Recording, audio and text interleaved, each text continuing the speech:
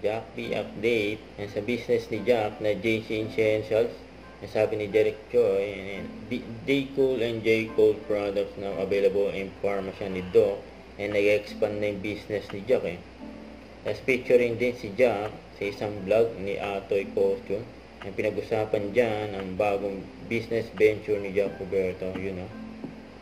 At featuring din si Barbie sa 24 oras. Ito yung topic. Plano ni na Barbie Forte sa Jack Roberto sa Valentine's Day. Surprise muna. Kaya may aabangan sa Jack B. Ito yung interview kay Barbie. Naman, kaya lang yun nga, bukod sa schedule, basta we will make time for it. If not the exact Valentine's Day, maybe before or after.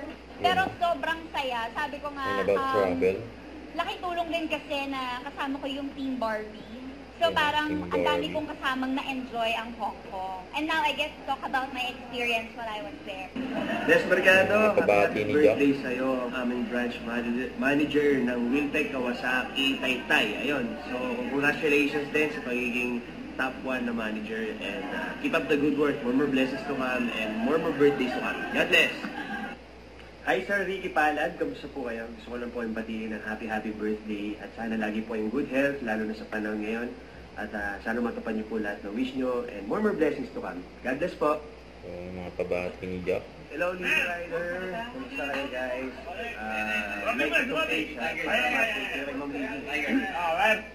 Huwag kalimutan mag-subscribe, click ang notification bell para lang updated po ang future reaction vlog. Bye guys, thank you for watching.